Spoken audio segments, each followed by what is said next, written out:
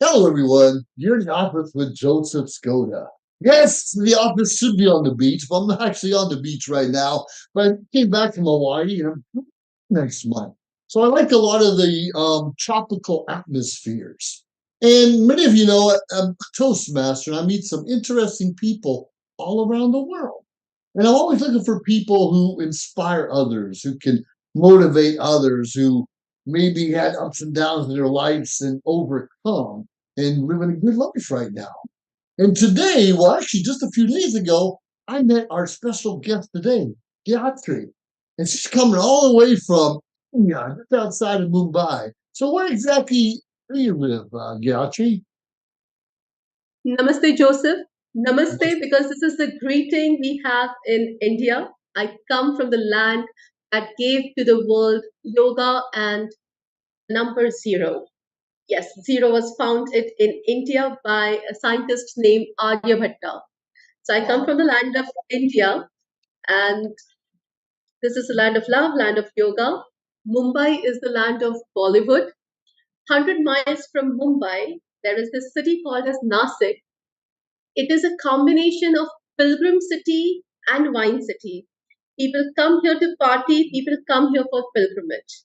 There are very few cities in the world, and in my opinion, probably a couple of them only, where you have a blend wherein people come for pilgrimage to meet God and then go out partying in vineyards. That is where I come from. Pilgrim city Nasik, wine city Nasik, and grape city Nasik. No wonder you're always in a good mood. I see you. I never see you without a smile. I'm very interested in that town. So it's a bit. I know you mentioned that. Well, obviously, tell us about your law school. Tell us a little bit about your journey in law. I was I never wanted to do law, basically. Mhm. My mother decided that she wanted her daughter to have a degree, not just basic graduation, but a professional degree. My mother decided that I should be a lawyer. If you ask me, I don't remember ever wanting to be a lawyer. I don't remember ever studying to become a lawyer.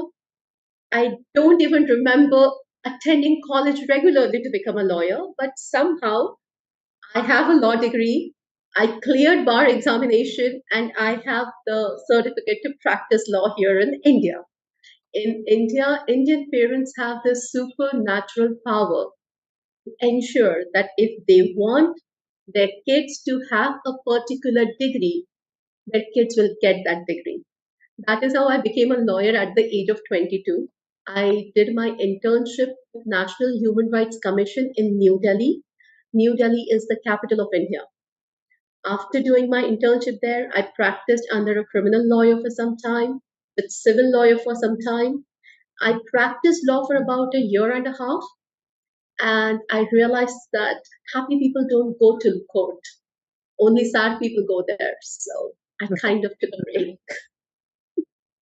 That's funny. You're right. Usually in courthouse, well, somebody's really sad and somebody leaves with a big smile. But usually both lawyers with a smile. But that's going to be a tough job to be involved in. So, what made you get out of law school? I know we talked a little bit about your journey. Started there almost and moved on. What did you do after that? And when did you get tired of being in law in court? My life was kind of overlapping always. Yeah. After, after, I mean, when I started my college, I had said to my family that I want to become a writer. And my family said, you should go and check out your face in mirror. One in a million get an opportunity to become a writer. And I'm not talking about the bloggers that we can become today so easily. I'm talking about like 20 years ago. And I took it very offensively. What do you mean? I'm not a one in a million. And that's when I decided that I'm going to prove it to them. I stepped into the office of a local newspaper, which had a circulation of about 5,000 or 7,000 something. And I was 17. I went to them and I said that I'm a good writer. You should hire me. They asked me for my credentials. I said I have completed my 12th grade. And they said, you're not 18 years old. You're not a graduate. We can't hire you. Sorry. I said, okay, if I have to be rejected, I'd rather get rejected by the number one newspaper in India rather than a local newspaper. So, with complete confidence, I stepped into the office of Times of India in Nasik. I said to them, I'm an excellent writer. You should hire me. They just looked at me up and down, the editorial coordinator then, and she was like, what can you write about? I said, anything. She said, all right, why don't you get a report on this particular thing, what is going on in colleges? And for some reason, I was really good at this because the first thing I told her was, you know what? Cell phones are banned in campus as of today. I can ask people around what they feel about it. And that was my first article because we are talking about 2005. Colleges had an option of banning students from using cell phones. Today, we can't do that. Today, even schools cannot ban them. I But yeah, that was know. my first article, August 2005. And that's when my journey began. And I think I did pretty well. So even while I was doing my law, I was studying for law, I was reporting on the sides. So when I left law as a career, there was a fallback for me, which was better than what I was doing. So the next thing I knew, I was the H3 reporter. H3 reporter in India is equivalent of page 6 of New York Times. Wow. That's So big. that is what I did. I worked with Times of India for entertainment beat for a few years. Then I moved to Viacom 18 network as public relations manager for a channel, Colors Marathi. From Colors Marathi channel, I moved to Z network as executive producer with Z Marathi channel. And then I hit rock bottom. I got into depression because this entertainment industry, the competition, the toxicity of it, it takes a toll on you. I was 30 when I hit that space. 29. I was 29 when I hit that place where I realized that maybe I need to do what I genuinely enjoy. Sure. During this entire time, I was also indulged into various meditation practices since I Hmm. was 18 years old. So my life had several layers to it. I While see I was that. doing this, there were a lot of other things that I was doing. I was researching on ancient scriptures.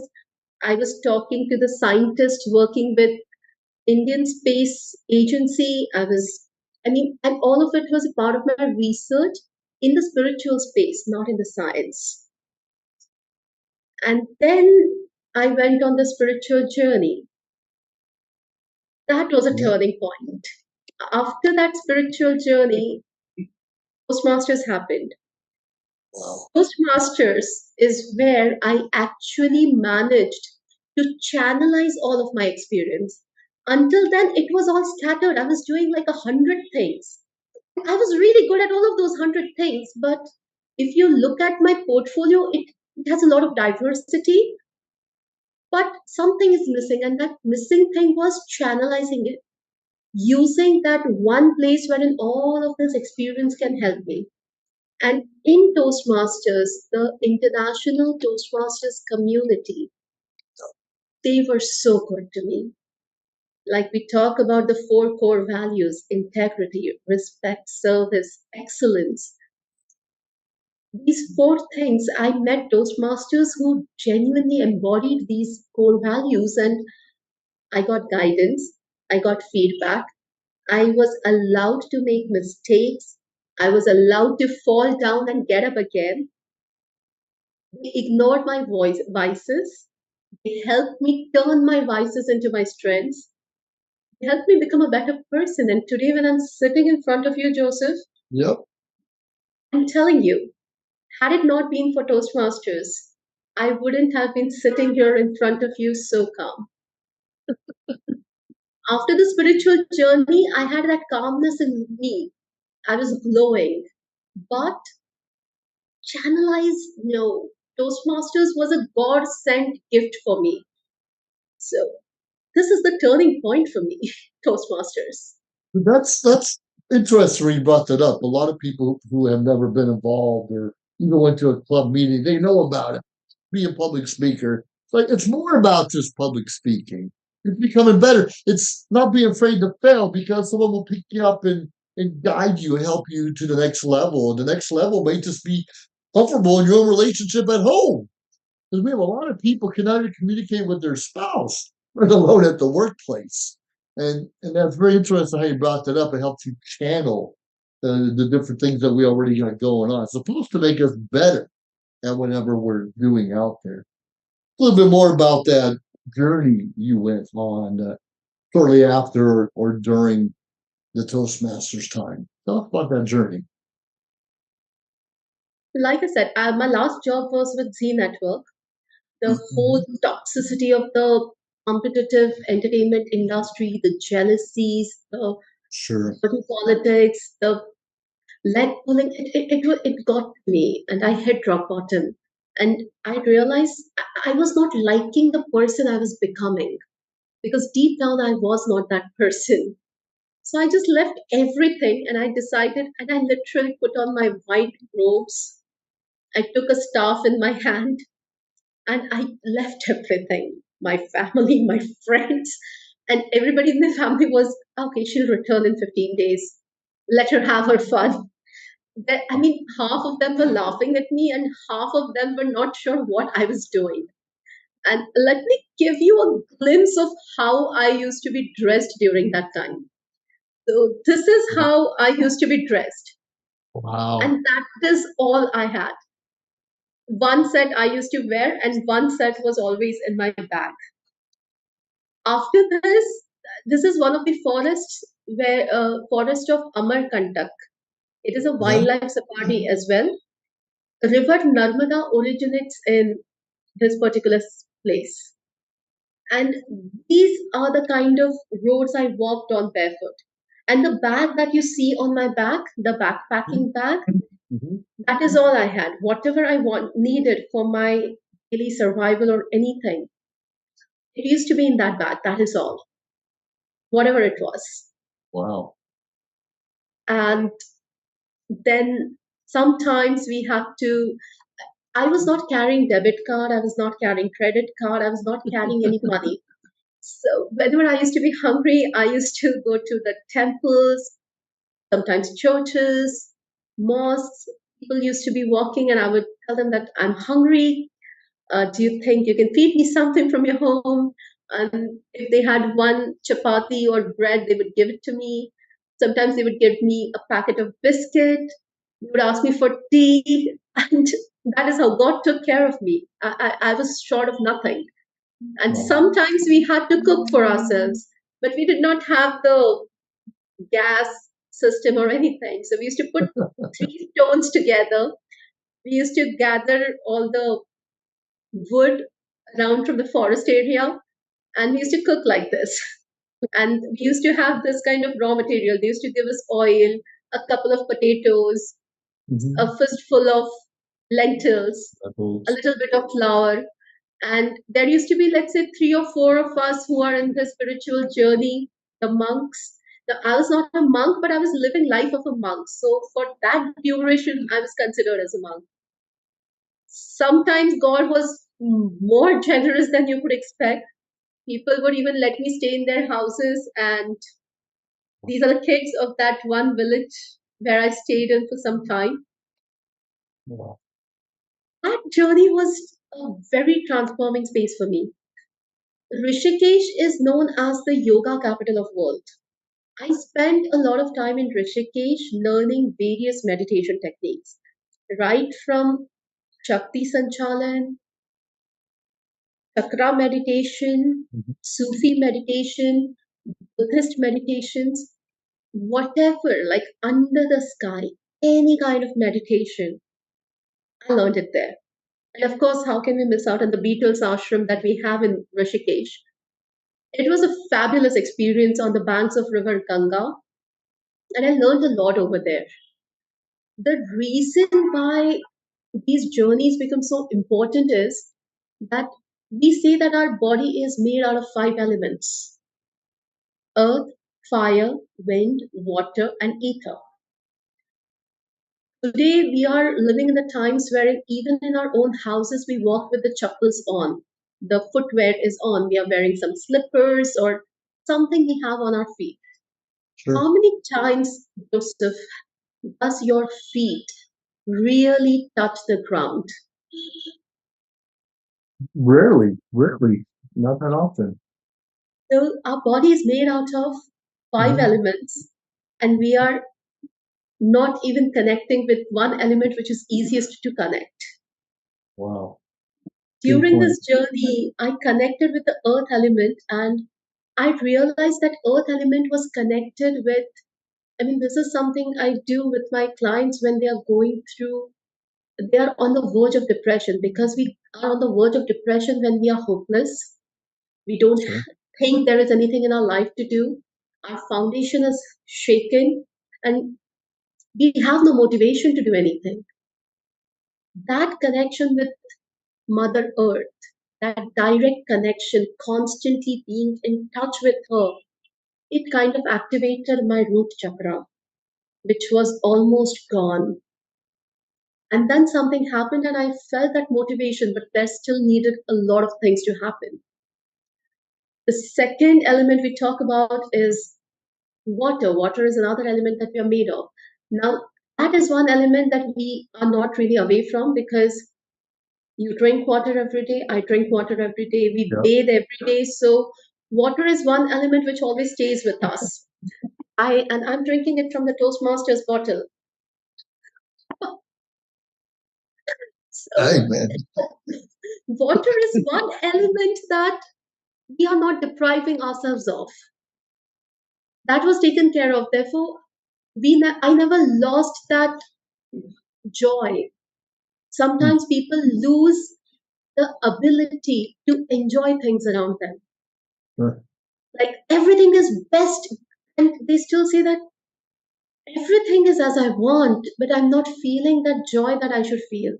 And that Very is when common. we know that something is wrong with the sacral chakra. And then I realized that, okay, water is not just about drinking, water is not just about bathing. Why is it that we feel such calmness when we sit by a water body? Lakes, rivers, beaches. You have a beach right behind you, and Right. you have been visiting beaches of late. Why is it that you feel calm? Because it just somehow unknowingly you feel joy. Because water element connects you with that. Sacral chakra ensures that you are enjoying Sure. around you. It's not just temporary joy, it's joy from within that you experience, the state of happiness, not the happiness you get after something happens. Sure. Next element is fire, that is your solar plexus. How many times do we go near fire these days? I mean, notice it, Joseph, a question for you. Yes. Do you remember your mother cooking, your grandmother cooking? Yes. And how were they as women? Were they timid or were they very strong women? Oh, they were strong women. And They were did strong you women. did you sometimes feel that they were probably stronger than your father or your grandfather? Say Well, we emotionally, mentally. mostly mentally, but you can't tell them that. You can't You tell my can't tell them grandma. that. You can't tell them that. But yes, the women in our family were a little bit stronger. But we have different roles. The women are stronger in some areas and men in others. But emotionally, mentally, definitely the women, definitely. One of the reasons that women are often emotionally, mentally strong is that they spend a lot of time in front of fire when they are cooking. Oh, Relatively, if you notice, men don't spend that kind of time in front of fire. And you will notice that for ages, some men, for no good reason, would insist that they will make one tea a day. One time they would make tea or coffee themselves. They wouldn't ask their wife or daughter to make it for them. What is it? I mean, we talk about patriarchy and everything. This is against the whole patriarchal system, but why did that man really feel like going to fire? It was nothing to do with him helping his wife. It was about, it felt Good to him that he was with fire for some time. He needed that fire because fire element gives you courage. Wow. During that journey, I am not a cook. I relied on my mother to cook for me. And even when I was cooking, I was not cooking on the gas system, I was cooking on the induction. So technically, I was far away from fire element, not constantly in touch with it. And Wow. during that time, I was like, my God, I'm constantly in front of fire. And somehow I'm feeling better about myself. I'm feeling stronger. Then next step was the wind, the air as element. Sure. Now, here is the question for you, Joseph. How many Uh-oh. times a day or how long in a day do you spend in an AC room? AC room? Too many. Too many. Uh, too many. Probably six, Thereby, 7, 8 hours longer. Yeah. thereby depriving our body of the fourth element that is air. Yeah. And that You're right. air element is connected with your heart chakra. Sure. Even driving our cars, we put the air on rather than the window down. That's in my head. That's true. And often you would see that you are feeling low, you're feeling suffocated. And this has got nothing to do with the AC room. It's your innermost feeling. Why am I feeling suffocated? I want to cry out loud, or I just want to breathe. Oh God, you're breathing already. No, I'm not feeling good. I'm just feeling low. Why am I feeling so sad suddenly? Why is there this outburst? It's because there is an imbalance in heart chakra. It's not aligned properly because it is deprived of its natural food, that is air. Our body is made of five elements, and for depriving your body of the fourth element, and then you see that, oh, let's go for hiking, let's go for trekking. Sure. Why does that make you happy? The only thing is when you're hiking, when you're trekking, when you're sitting by the beachside, or when Yeah. you just go out, what is the first thing that you do when nobody's watching? You're right. Like opening your heart, we're basically opening our heart. Like, I mean, it's, and we ensure that nobody's watching because we don't want to come across as overtly dramatic. We don't No, want isn't to that come sad? Sad. or filmy or cheesy for that matter. But it's a very natural instinct to just go, wow, I'm feeling better in a fraction of a second. That is your air element. And finally, we talk about the ether element. How many times do we really lie down and look at the sky? Like, forget about the pollution, which hides most of it, most of the sky. If you're Hard. living in the industrial sector, forget about able to seeing the stars and all. But how many times do we really look at the sky? We don't. Not We really. have to That's be told that, otherwise, if you look at our forefathers, it's a full moon. There used to be certain types of moons. They used to come out and they used to what? Now it's not, I mean, we used to feel, oh, they were excited about anything. No, they were not. They were smarter than us. They yeah. knew what they were doing. They knew that they were simply absorbing it. And that is connected with your throat chakra, which is directly connected with your communication skills, empathetic listening, as well as speaking. And Joseph, I'm not kidding. One of the fellow Toastmasters had Yes. contacted me. They wanted to learn chakra meditation. Now, this person was a toast has had been a Toastmaster for about 4 to 5 years Sure. and was struggling with a lot of ahs and ums. This person started meditating on throat chakra, or in Sanskrit we call it as Vishuddhi chakra. Okay. And within 3 weeks, the ahs and ums were gone. I was also amazed. I was also amazed. Like 21 days, and after 21 days, I said, if I just tell all the Toastmasters that do this and get rid of all ahs and ums, they'd be so happy because then our counter would have no job to do. But it was not that it eliminated the ahs and ums, it just helped her with the flow of thoughts. That is all. It helped Wow. them with the flow of thoughts. But Eliminating hours and arms, a Toastmaster would definitely understand the benefit of that if that's the Sure. side effect. And then we talk about the third eye chakra, which is like the culmination of all the five elements. And the final one is crown chakra. So if you're asking me what did I do in the whole 2 years long journey, what I was doing was I was kind of enlightening myself, enriching myself, and strengthening myself. Now my goal is to reach out to maximum people across the globe and help them reconnect with themselves through chakra meditation, because all you need to do to get that balance in your personality, that alignment in your priorities, and that activation in your life is to balance your chakras by connecting with yourself, reconnecting with the nature, the elements with which we are made actually. To spread awareness about that. That is what I want to do as the life coach or stress and anxiety management coach. Wow. I love it. I love it. Now, obviously, in a meditation and life coach, what do, at least in America, I don't know about where you're at, life coaches sometimes they get a bad rap. They're not understood. People think, why bother? What do you know? What are you going to teach me? Why do some life coaches, or majority of them, just kind of are disregarded? What do you think that is? So here's what I think. Sometimes people focus a lot on certifications. And that is where I think things go wrong. What is the difference between getting a degree and acquiring a skill? Big difference. That, yeah, that is the difference between the life coaches who have secured a certificate from a reputed Hmm. institution like ICF. They have completed all the requirements to become a life coach.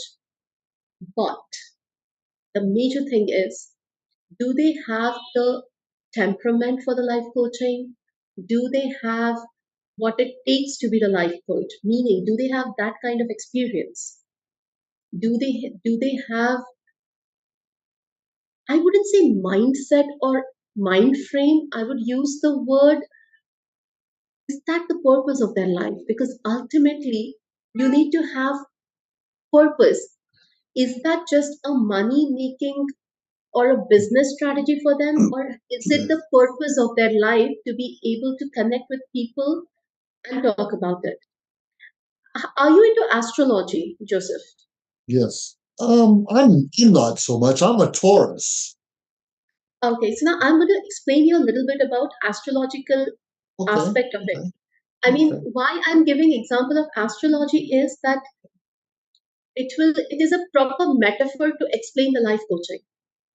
Okay. Okay, so in astrology, there are certain elements to which they are connected basically with maths. They are all about calculations, about planetary positions, where they will be, which planet will be in which zodiac is in where. I mean, like, all in all, it's all about calculation, math.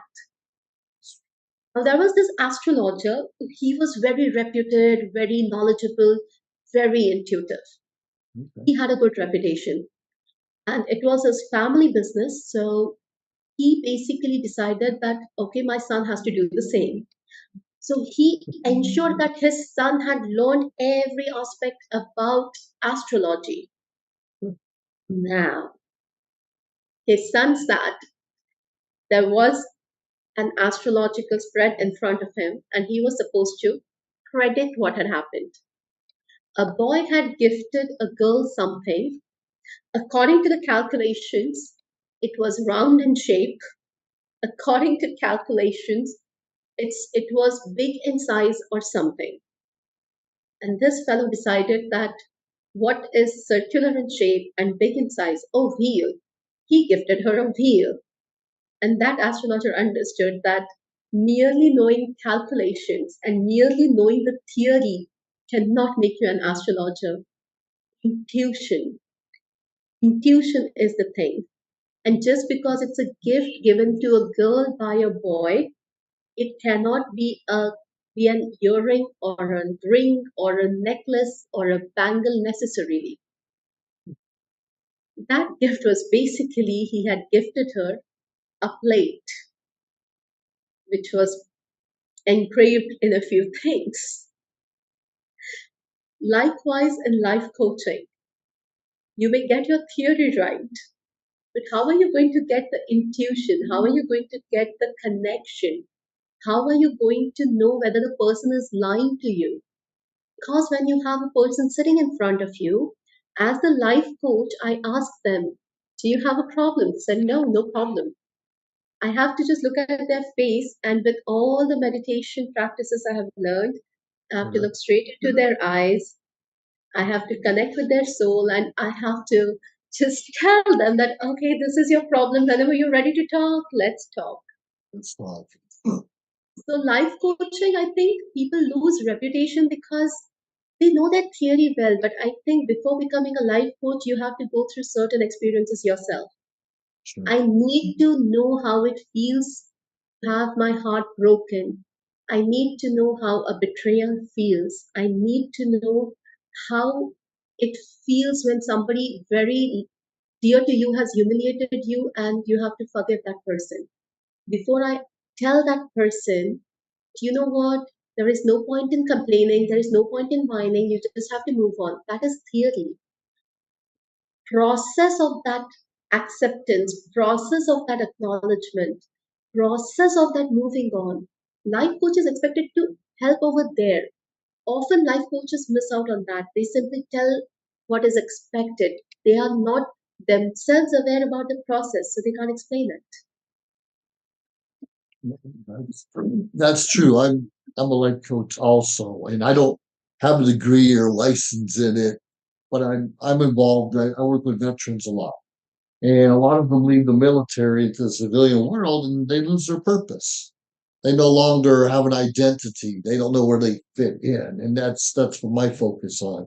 It's very interesting how you brought that up. We have to experience heartbreak ourselves and jealousies and loss of a loved one and so forth and so on for us to identify. And nothing's worse than someone telling someone else how to parent their kids and they don't have children of their own. We hear things like that a lot. It's like, come on, that's ridiculous so much. Bit about, and I saw this in your bio about emotional intelligence. Now, this is something that I started teaching a couple of years ago. But when I was first introduced to it, I thought it didn't make sense. I thought it didn't matter. I thought this is another made up story, but further from the truth. As I got more and more involved, tell us a little bit more about your emotional intelligence journey. Got it. About emotional intelligence, I was never into emotional intelligence. I was initiated into it by a company. So I was happily doing the stress and anxiety management thing. And during one of our sessions, they wanted to record some modules with me for their clients. And they wanted it to be a little different, but not regular thing, but connected to stress and anxiety management. There we were discussing what can we do differently for our clients. Now in India, emotional intelligence is a part of a big thing, big ancient scriptures which are already catering to the whole emotional intelligence part. And emotional intelligence as agreed by the emotional intelligence as agreed or taught in the American continent, it is not something that necessarily connects with the Indian counterpart. Now, for example, in emotional intelligence, we talk about 5 steps. Step number one is more to do with self awareness. So, we talk about the awareness part, then we talk about the self regulation part, and then, of course, we have the whole motivation and the empathy and the social skills. All of it is a little like, everything from motivation, empathy to social skills is something that can be achieved later on. People get stuck in the self-awareness and the self-regulation part. So when they asked me to record the modules for them, I had to tweak them a little bit to match with the temperament of people over here. So self-awareness had to be the awareness part. Self-regulation had to be split into two steps. First, acknowledgement and then acceptance, and then actually working on it. Sure. More often than not, awareness is missing. Majority times there is awareness, but we don't have the courage to acknowledge it. And then comes the acceptance part, which is like the most difficult one. I'll simplify it for you. I am in love with this guy. This guy probably loves me. Now, this is like a very basic scenario. Everybody has been there, done that. Now, this guy probably, I know that he loves me, but he's not in that place yet. I'm not saying that he's cheating on me, but he's definitely, I am not as important to him as he is for me. Now, I have that awareness. But when Joseph asks me, I'm like, no, that's not true, Joseph. We mean a lot to each other. We may not be a perfect couple, but we love each other a lot. I take it as my personal self respect, ego, pride, whatever you want to call it. Finally, I am no longer in a position to ignore it or be in denial about it. I acknowledge that, okay, maybe his priorities are different from my priorities. Am I able to accept that? That is the choice I have to make. Am I willing to accept him the way he is? Or I am not going to accept him the way he is. There comes the third step, that is adapting with the situation. Acknowledge, accept, and adapt. If I choose to stay with him, I have to adapt with the fact that I will never be as important to him as he is for me. Or should I choose to move on from him, I have to adapt with the situation that, okay, I'm not marrying the guy I love, but I'm going to marry instead someone who loves me. So awareness is one part, but the whole self-regulation part has to be split into three steps. Now, while while teaching emotional intelligence or while walking the members through the steps of self-regulation, not telling them how to acknowledge, not helping them with acceptance, and not advising them on adapting with it. That there things could go wrong is what I feel. My experience has been. Rest, once the person is in that adapted space, you give him all the motivational talk and he'll be, yeah, right, you're right. Then the thing is, when I'm okay and happy with myself, it's easier for me to empathize with the other person. And then, of course, the next step. We know a lot about adaptation, a lot of what we say, women mostly. I can change him. I can make him what I want him to be. Right. That is true. Yeah. We all feel that way. We all feel that way. And I think a lot depends on the cultural element also. Because Sure. every country, every part of the world, they have their own cultural setup. And that cultural setup, in a way, conditions our mind to respond or react in situations in a particular way. So to really break through those cultural mindsets, it's not easy. That is one thing I feel. What is your take on the whole thing? I may be entirely wrong here. No. I'm talking too. We just that's why men you often hear us say yes, dear. Whatever you say, dear. I'll get right on it, dear. We even forget their names sometimes. Yes, dear. More easy to okay, what do you want me to do now? And it's a good relationship, but it's not always happy on both sides. And I think everyone should be happy. Understand we all can't be happy. We cannot always give 100. It's not 50% relationship. It should be 100%, 100%. And sometimes we can't give 100% due to sicknesses, illnesses, other stresses in her life. But we can pick up where the other one leaves off is pretty good.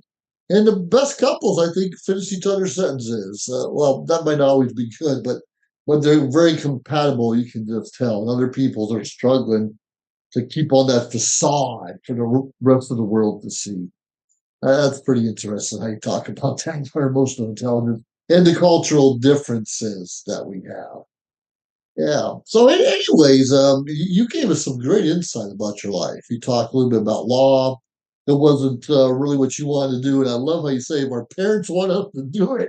Somehow it just happens. I think I needed your parents to help me get some things happening in my life a little bit earlier. And you talked about writing for newspapers and even Bali World. And I just filmed a movie a couple months ago in Las Vegas called Desert Fiends, and it's a horror comedy film. It should be coming out sometime next year. It's interesting. It doesn't. There's some great people there, but it's a world you don't have to be careful jumping into. And then you talk about how you do a little bit of meditation and reconnected with who you are and water and fire and all. It's a good point. But how come when we tell our spouses, yeah, go in the kitchen and keep cooking while I sit here and watch TV, you're telling me that's bad or is that good? I'm confused. Our women would be less stronger if you took them out of the kitchen. And I know that's just generalization, but that's funny there. And talking about life coaching, and we totally understand the differences. We have licenses and certifications in so many areas. I have 5 college degrees. Who cares? People don't care. I don't care anymore. And I'll tell you one thing, I have 3 DTNs. This thing with Toastmaster means more to me than my college degrees. And, talk a little bit about some of the other things, emotional intelligence, and deeply appreciate you talking to us in my group here and in the office with Joseph Skoda. Now, we do a lot of things inside of here, but I called you on because you did exactly what I wanted you to do. And I didn't know where we were going with this, but you inspired, you motivated, you told us how important Toastmasters can be to bring everything together. Everything come to you. So that was fantastic. If somebody wanted to reach out to you for a speaker, life coaching, the chakras, the other stuff, how would they reach out to you? What's the best way for someone in our audience to find I am absolutely available on LinkedIn. I am available on Insta and I'm available on Facebook. And I'll share my email ID with Joseph here. And you? I'll also share the handles for all of them. Please feel free to connect. I'm active on all the three. Oh, I love it. And you were available. We just talked a few days ago. I said, how about 2 days from now, this time? You're like, okay, let's do it. And what was interesting because I was in a different time zone when I mentioned that to you. It was three Yes. hours ahead, and I'm thinking, oh, what time is it going to be exactly? We're supposed to meet. I'm glad it worked out, but it could have been 2 more hours from now, and I wouldn't even know the difference. So I really appreciate you bearing with Thank you me. so much for the opportunity. In fact, I have clients from different time zones and I schedule my sessions accordingly. And Joseph, you spoke about the 5 degrees you have, 3 distinguished Toastmasters you have. The reason why people love you is not because of what you have. People love Joseph because of what you are giving them and what they are getting from you. Think about it. Because people will not revere you just for having things. People will revere you for how you have made them feel when you spoke to them, the impact you have made on their lives, and whether or not they found that thing from you that they usually look forward to from a leader. And the Oh, and reason hats. most people I have different hats. I like that too. that is how you make everyone feel. Why wouldn't people love you? They wouldn't care if you had your 5 degrees. They wouldn't care if you had your 3 DTMs. They wouldn't care about anything so long as you make them laugh, You make them forget all the bad stuff happening in their lives. And so far as you're helping them elevate themselves to another level. I really appreciate that. And touche, you're doing the same thing. So when the first time I met you, I have something in common with her and I want to know more. And it just worked really well together. So I deeply appreciate that. Well, thank you, Gotcha. And we're just gonna end the episode here real quick. But hey, please subscribe to our YouTube channel, social media shows, and look up In the Office with Joseph Skoda, and you can find us on the social media shows network and a lot of different places, even Vimeo. A lot of my videos are up on Vimeo. So please look up Joseph Skoda and check out my Facebook page also, and different Gayatris. And we're gonna have a good life. But whatever it is, make your life count because all of us have something to give to others. Every one of us was designed for a purpose. Every one of us can make this a better world for someone else. So go out there, do what you need to do, and I salute you. Have yourself a wonderful life, everyone. Until next time, in the office with Joseph Skoda. Ciao. If you liked our show, please subscribe to our YouTube channel or find us on any social media platform, Instagram, of course, Facebook. Like, subscribe, share. We appreciate it. Let us know your thoughts and join our team. Anyways, we appreciate you staying tuned week after week, day after day, because we continuously build up our network to bring to you what you're asking for. Have a great day.